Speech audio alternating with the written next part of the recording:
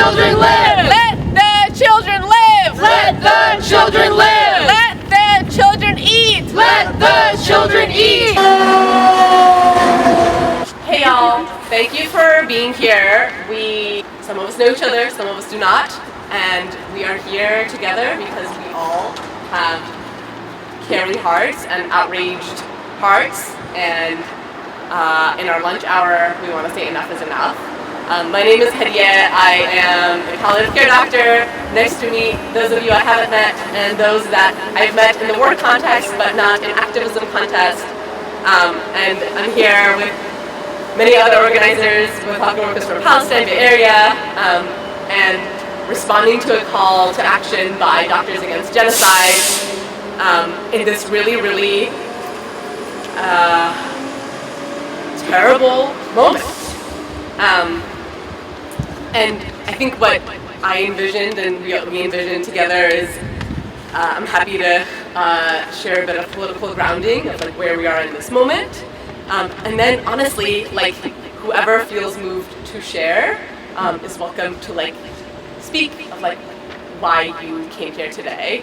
And knowing that like this is a small piece of solidarity and there is lots of great action that we can take together and are organizing together. Yeah. I'm going to read from this political grounding that we shared in our recent general meeting, and apologies if I'm looking at my phone or if I break down. But all of us here are healthcare workers of some discipline, and we are trained to respond to suffering, to alleviate pain, to protect life, and to uphold the dignity of all people. But today we face a moral and political crisis that demands more than clinical care. I'm going to wait for this siren to get to where they need to. This moment demands clarity, courage, and collective action. We are bearing witness to the 21st month of a deliberate, ongoing genocide against the Palestinian people that Israel and the US are actively choosing to inflict. This ongoing assault on Gaza is a campaign of ethnic cleansing, of starvation, displacement, and mass killing, with over 60,000 Palestinians murdered. Though this number is certainly a gross estimate, the numbers are more likely over 300K. Hospitals have been destroyed, ambulances bombed, medical workers killed in the line of duty. And now babies are being starved, not metaphorically, but literally. Formula is unavailable, mothers are too malnourished to breastfeed, aid is blocked or bombed. This is starvation as a weapon of war, a tactic explicitly condemned by international law and recognized by the International Court of Justice.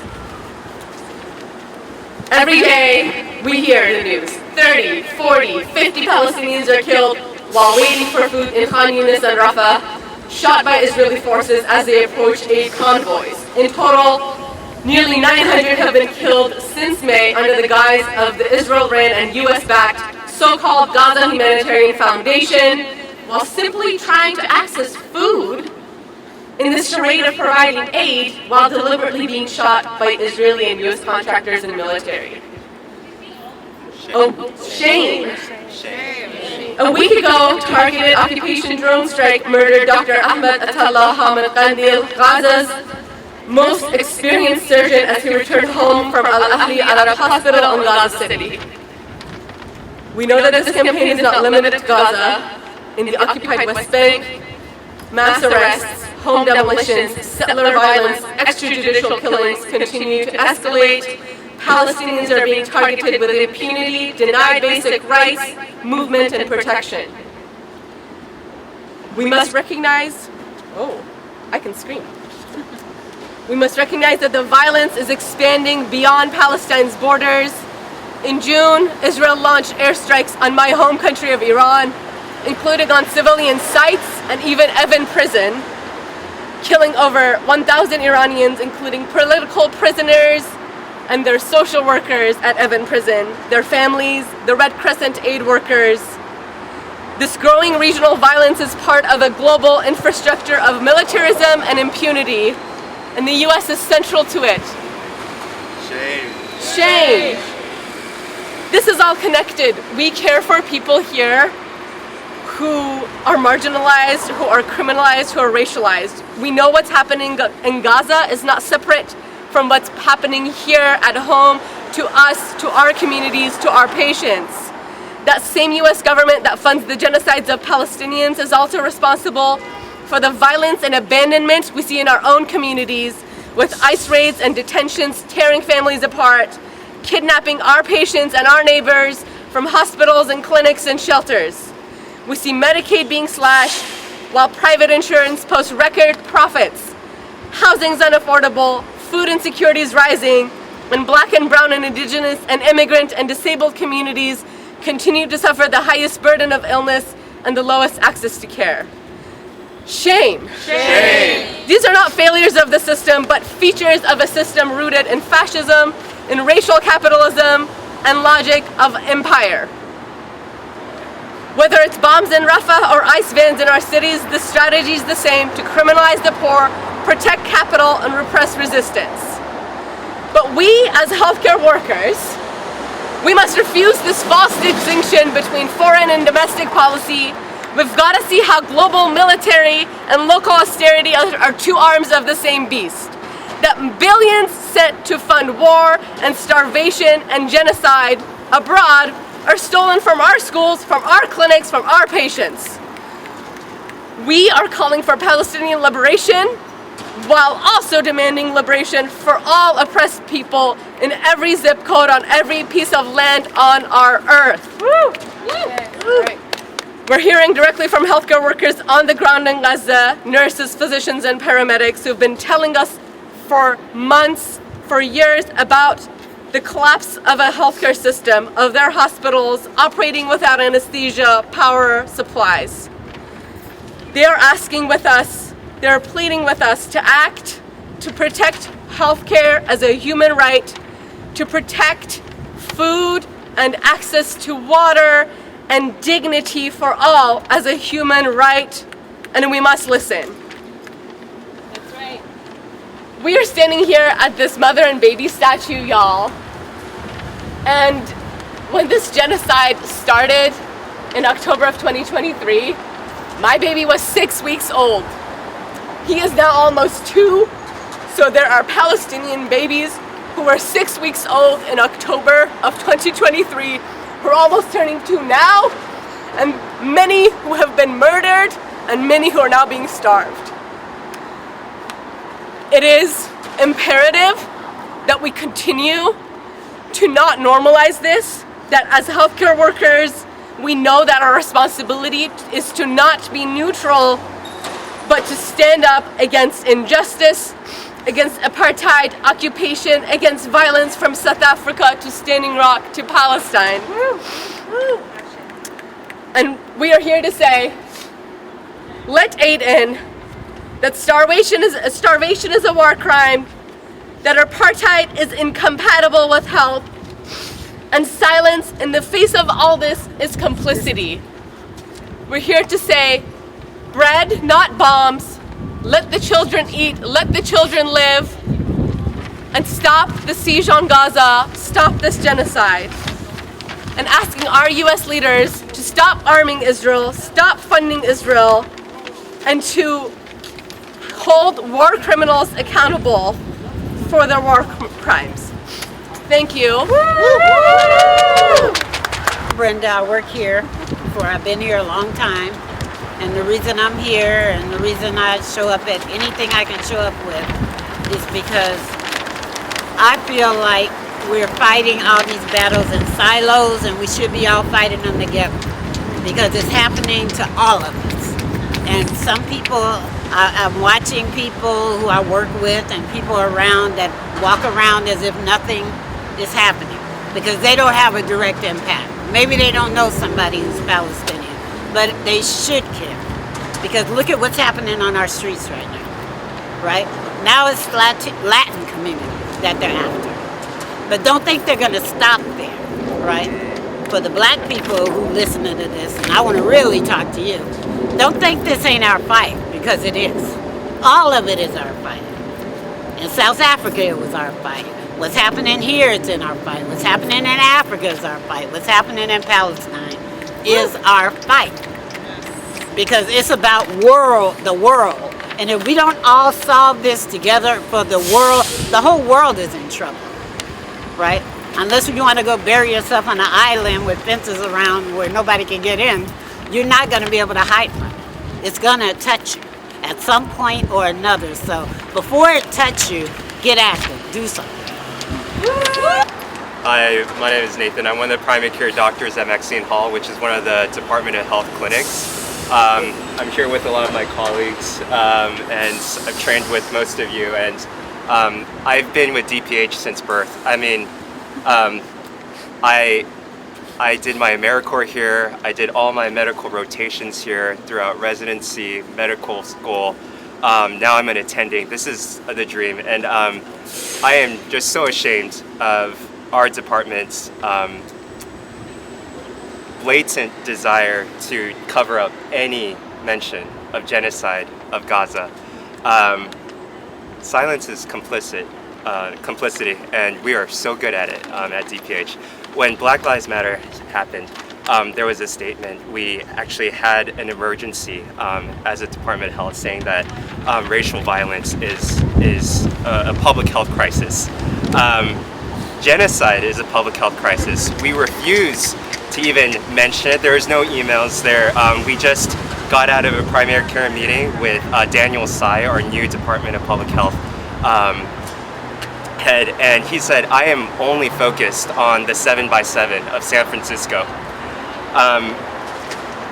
What we've always said to our leadership, and we want to say again now, is that our patients are not from the 7x7 only. They come from Palestine. They come from all over. They come from the Congo. They come from the communities that are being affected by genocide, and it means everything to us as doctors to care about our patients and their families, no matter where they're at in the world. Our world is so much larger than 7x7, and framing that we're low on budget, we don't have things, we are an extremely wealthy county, even with all the budget cuts. We have billions of dollars for a prison. We could do so much to help with this genocidal crisis. There's so much that we could even do symbolically, even with just words that would uplift our patients, encourage them, help them to live another day, help them to seek out health right here in San Francisco. Yeah, it breaks my heart that there's nothing, and I really hope that Daniel and the new leadership, Daniel Tsai, Daniel Lurie, that they would actually take a stance and actually somehow find courage in their souls to speak up. I'm going to try to share a poem. I know we're all, have been seeing the suffering in front of our screens, and I found myself writing some thoughts a while back. Hear me coming, hear my shouting, hear my voice loud and clear. Hear my sorrows, hear my fears, hear my voice loud and clear. See me coming, see my wounds, see my eyes right there all clear. See my pain, see it through, see this trauma, it's from you. Smell the burns, smell them far, smell the burns, here they are. Smell them near if you want, smell them with me right in front. This is so hard, this is also hard, you might say. That should feel hard, I will say. This needs to end, as we both know. This needs to end, even if too late for many, but not for some. Stop bombing Gaza. Woo! Bread, not bombs! Bread, not bombs! Bread, not bombs! Bread, not bombs! Bread, not bombs! Actions. Raise your hand if you are familiar with Healthcare Workers for Palestine Bay Area. Great. Great. Oh yeah, fantastic. So there are many different organizing formations here in the Bay. It's one of my favorite things about being in the Bay, particularly this Bay, not the South Bay. That was like unnecessary shade. Sorry, I'm feeling nervous. I used to live in South Bay, okay? So there are lots of actions and lots of ways that you can plug in. And I can talk a little bit about the Boycott TIVA campaign, and then I'll turn to you, Annie, to share other actions in the coming weeks. So, raise your hand if you've heard of the Boycott TIVA campaign. Okay, some, but not all. Great. So, Healthcare Workers for Palestine nationally has launched a campaign to boycott Teva Pharmaceuticals, which has been on the BDS list for.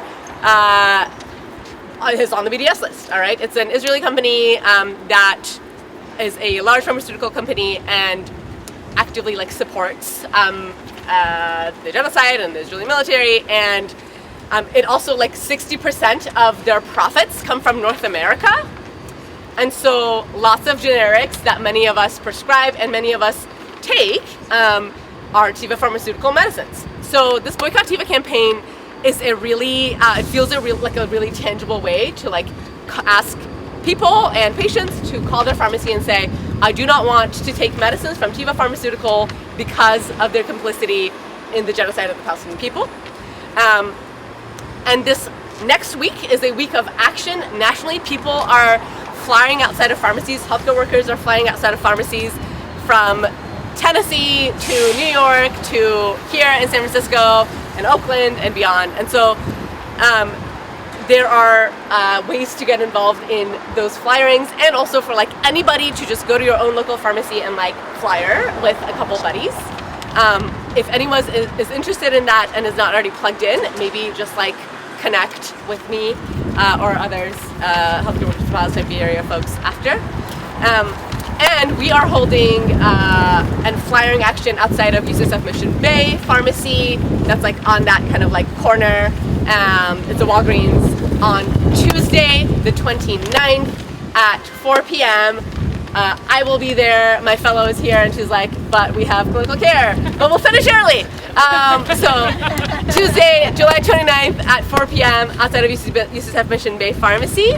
And even if it's your like first time flyering and you don't want to like talk to people, that's cool. Like you can just like be in community together and like learn how it's done.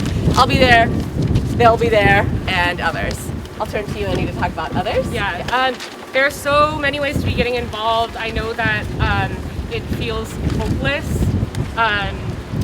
sometimes, but I feel that being a part of a community that is taking consistent action, that is continuing to learn and participate with each other, has given me a sense of hope and a desire to continue to fight. We know that Palestinians are still holding on to that hope. We have no right to not be taking action. There are so many tactics that we're taking: tabling, doing action hours, legislative visits, phone calls, building divestment campaigns, working on direct actions. There are so many ways to participate. So if you feel so moved, please do get in touch with one of us to be involved. A few major calls to action right now are writing to our representatives. There is the bill HR 3565, the Block the Bombs Act. So certainly there's legislative things that we can be doing. We are demanding that UNRWA be reinstated. They have food and aid ready to go if they can be reinstated. So call upon Congress for that as well. You can get in touch with me if you need the links for the various calls to action to take very quick, easy action in this way. There's also a Doctors Against Genocide email that's being sent to all of our major medical associations to push our associations to actually demand milk, not missiles. So that's on the Doctors Against Genocide website. And one extremely timely, very, very important action, I hope, upon everything else, please do this today. It is to support Golden Gate 26. These are folks who took the bold action that these times are calling for. Doing direct action, putting our bodies on the line. Golden Gate 26 is facing potentially going to trial for allegedly being on the bridge. Now, right now, the Bridge District is placing a high restitution claim on GG26. I had to read the document to understand what this meant, but basically there's a restitution claim of over $100,000 that the Bridge District is sort of claiming against Golden Gate 26. If they don't drop this claim, they have to go to trial with through the DA.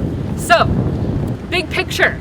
You are all going on bit.ly/drop-the-resty. I'll show you later. Come to me. And you're gonna send an email to the Bridge District Board asking them to drop the restitution claim.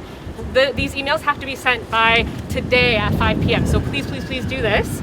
And if anyone is available tomorrow, they are asking for us to give public comment. So we really want some healthcare workers to be present to give public comment. It's 10 a.m. tomorrow. You can be there in person. We ask that you can be if you're able.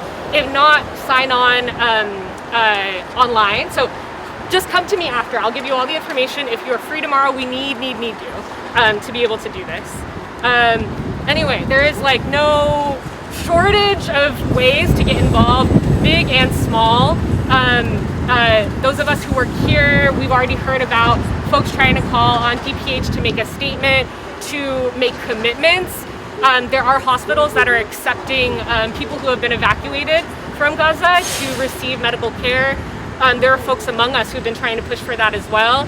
And we've had folks fired for speaking out and for just wearing solidarity buttons with watermelons on them. There are people who are being called in to meetings for wearing a keffiyeh at work or watermelon signs. So we need all of us to be standing up against this repression and to continue to take action. There is no shortage of ways to get involved. We are a very scrappy organization.